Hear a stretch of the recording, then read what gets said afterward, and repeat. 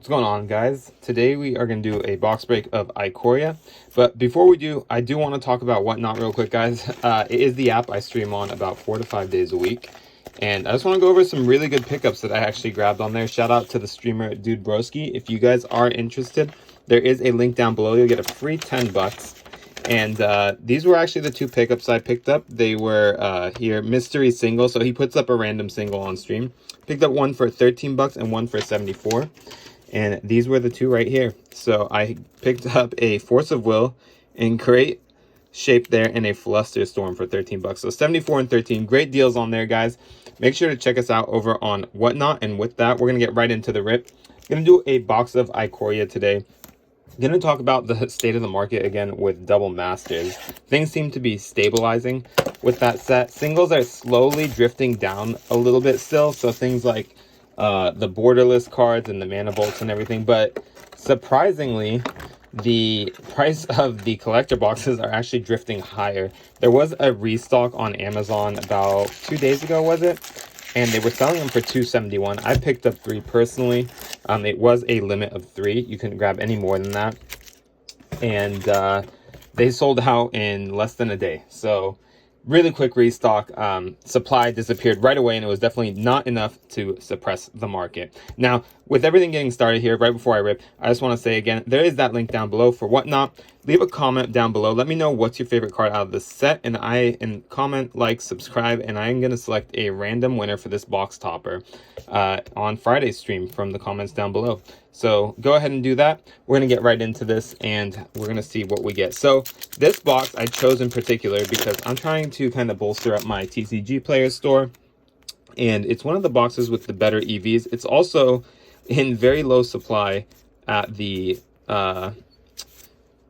so we're going to start with a Kogla and a Skycat Sovereign. It is in very low supply at distributor right now. It is on allocation, and it is limited to, you know, something ridiculous like 2 boxes a week from distribution. So extremely limited supply, and it is slowly climbing on the open market. I think open market, these boxes, Bastion of Remembrance and Indotha. And another thing I just want to mention here, I don't know how the heck I'm going to do this. Let's just go ahead and stack like this and this.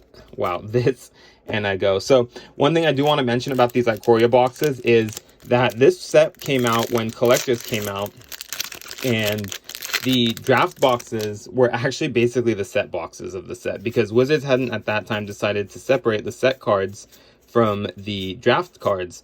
Majestic Auricorn, Savai Thunder, and a Hunted Nightmare. So that's why you're able to hit some of this stuff in here that you wouldn't normally be able to hit in a draft box, like that Indotha in the full art. I'm going to kind of stick the crappy things here. We're going to keep the Triomes in a separate stack, and I'm just putting other cards that are of value there.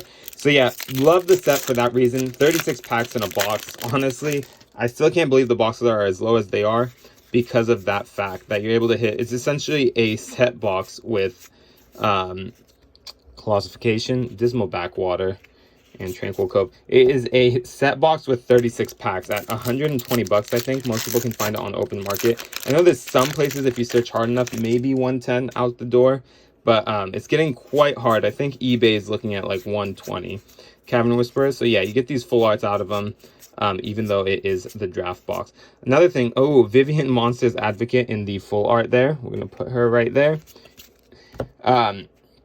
So yeah, and then the other thing I wanted to mention, some other things I want to talk about the market is, I feel like Baldur's Gate had this ripple effect on all products. It brought everything down because LGS's, the distribution, Lava Brink, kind of a not so hot pack there. LGS's distribution, everyone kind of had to go on this scramble to find capital. And one thing I wanted to mention is, I don't know if you guys have been watching a lot of these previous set collector boxes. Kamigawa, Streets of New Capenna, Ruminous Ultimatum, not a bad rare right there, and a Dark Bargain and foil. They just had to scramble for capital. So LGS's were actually fire sailing items, things like Kamigawa, Streets of New Capenna, and it even went up to the distribution level where things began to be fire sailed. One thing in particular that I wanted to mention was a Goth Crystal and a Cheval Bane of Monsters with a Dust Famine Mentor. Distribution started fire sailing collector boxes. So obviously when you see distribution fire sailing collector boxes, it is not going to fare well for the open market. And to be quite honest, we saw things like Streets of New Capenna at some distributions selling for as low as, believe it or not, you guys will not believe this, but less than $120 a box at distribution. So it is no surprise to see the downwards pressure on all those boxes. People are going to take those. They're going to try and make their capital back on them, especially when a product like Baldur's Gate is sitting on their shelves and they need to rotate their credit cards. All that floating balance on there, they need to rotate that and make sure that they don't collect interest on it so that they can get ready for the Dominaria release. Things are recovering, it seems, this month though. You know, 2022 seems to have kind of helped people out of that hole. But I still think it is kind of like a short and a Luca Coppercoat Outcast. This is insane. That is already 3 mythics out of the box, and we are just starting here. It helped people get out of the hole, but I think it is a temporary thing. I've definitely noticed while streaming, people have been a bit more open to spending with gas prices also coming down.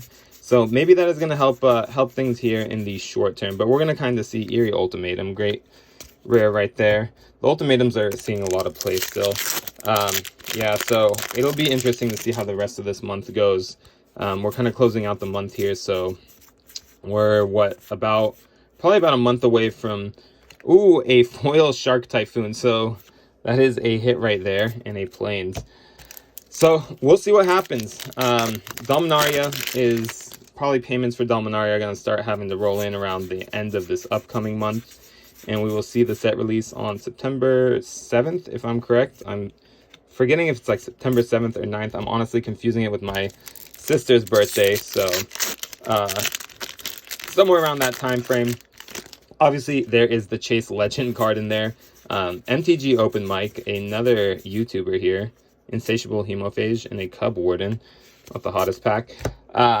He made a pretty hilarious video. So obviously they put those Legends cards in there to get people excited. But the thing with Legends is that a lot of the cards are actually not very high in value. I mean, obviously there is Amari the Collector and the Scoured Barons. There is value in the set, don't get me wrong. But when you have the entire set being opened and only 2 cards in an entire case, it's going to be kind of rough if that's the only thing you're going after. It's like playing the lottery. You're probably going to end up coming out on the bottom if that's all you're chasing. So I'm really hoping that the set itself is great, because it really needs to be. I think Wizards can't afford here to have another kind of dumpster fire set like they did with Genesis Ultimatum. We were getting all the ultimatums like they did with Baldur's Gate. That was pretty rough. It was rough on LGSs. It was rough on customers. Customers didn't want to buy them. They had a lot of shady practices there, in my opinion. Everything from basically dropping the set boxes to 18 packs to, there's another Triumph for us, the Goth, dropping the set boxes to 18 packs. And even those pre-release boxes, they went from having 6 packs in them to having 3 packs. So, and the prices went up. So it was just kind of like a 1-2 punch to the entire market there. Winota, Joiner of Forces, this box has been great so far. I think the expected EV on these things, like I said, I'm going to mention it earlier in the video, is like $100. So, you know, still a great deal on a box. Trumpeting Gnar, Endothic Crystal, Kurga, the Macro Sage. But yeah, so I really don't think they can afford to do that. Now, what I am interested in seeing is what's going to happen with these Jumpstart boxes. I know they are trying to create the hype by basically putting in those anime cards. Abosh the Prey Piercer and a Dismal Backwater again. But I don't know if that's going to be enough to kind of carry those Jumpstart boxes. My theory is that the Jumpstart boxes may actually contain reprints. And obviously, since they're not going to be, the Jumpstart pack is not going to be played in Standard. It's more of like a starter item. Eudora, the Wandering Monster, that they are going to put some crazy reprints in Jumpstart, kind of similar to how they did with the original Jumpstart. So it'll contain like maybe 1 or 2 reprints that are highly sought after, potentially, you know, in like the standard, or sorry, not the standard format, but, you know, historic or the commander format, Ruinous Ultimatum. And that will kind of help drive the sales of those Jumpstart boxes. Now, one thing about the Jumpstart box, and I don't know if you guys are aware yet, but the prices are still low at distribution. It is pretty much the same. Zerdara the Dawnwalker, in a foil swamp. They're still the same price as the previous Jumpstart boxes. Distribution has chose to not raise, well, Wizards has chose to not raise the price of a Jumpstart box for Dominaria compared to the previous Jumpstart. But what they have done, see Dasher Octopus in the full art, what they have done is they've they have not increased the price, but what they've done is they basically shrinkflation. They've decreased the number of packs. I really got to get better at not hitting this camera. I'm probably giving you guys motion sickness. They've gone down the route of Offspring's Revenge of reducing the box from 24 packs, which is what the previous Jumpstart used to come with, down to 18 packs. So essentially, you'll be able to create 9 decks out of that box, rather than previously where you were able to create. You're in Sky Nomad. That's not a bad one right there. Previously, you were able to create the 12 decks. So that's a bit of a bummer. Obviously, Wizards trying to maximize profit here, as they as Hasbro tells them to keep reporting those awesome quarterlies that all of us are falling for. Fire Prophecy in foil and a Forest. So a bit unfortunate there. I'm actually really hoping to hit an Ozolith. I don't own one, and it's something I'd love to play in my deck. I would probably hold on to that rather than run it through TCG Player.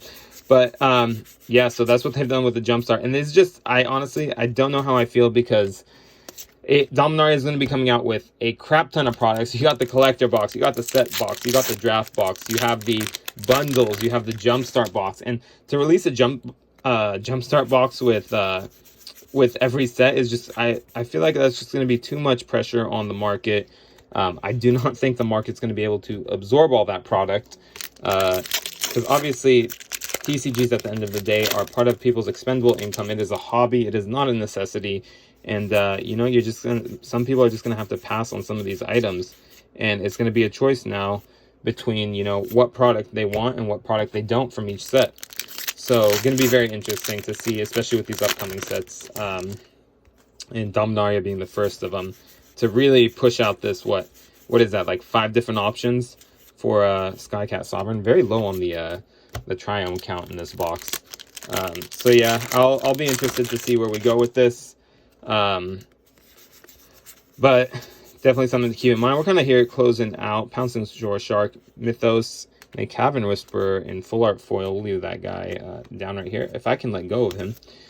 Let me know what you guys think down in the comments below. Like I said, go ahead and comment. I'll be giving away the Ikoria box topper. I'm not going to open it here on stream. Just kind of wanted to go over the set I love personally. We didn't hit too many of the full arts, surprisingly, even though I'm over here talking about how these boxes were great, because it was before they introduced the set box. So very stark contrast here when you go from Ikoria to the current release. You know, you're going from Ikoria only having a collector and a draft box to now having a draft, a collector, a Jumpstart box, a set box, you know, your bundles. So yeah, very, very different times we're in now. Zagoth Crystal, and we're going to finish it off with another Bonders Enclave. Ooh, the repetition there. So overall, not bad. We hit Winota, Joiner of Forces, that Endotha Triome, and a Shark Typhoon, I would say, really are the highlights here. We also hit the Zagoth, Shark Typhoon, Luca, Cheval, and a Vivian in the Borderless Streaming with a Kogla Ape. Very nice, not bad. Very great box. Again, leave a comment down below, guys. I'll be giving away this box topper. Comment, like, subscribe, and I will select that on Friday. We're going to be doing an MH2 collector break among the patrons and some other streamers here on Whatnot. There's also a link down for Whatnot below, where you'll receive a free $10 if you guys join using that link, and you can use that towards anything. You don't even have to spend a total of $10. You can spend $5 and come out with a free single on there if you'd like. I hope to see you guys there. Again, I stream 4 to 5 days a week, and thanks for tuning in, guys. Leave comments below, also letting me know how I can help improve these videos for the future. I appreciate you guys, and I'll talk to you later.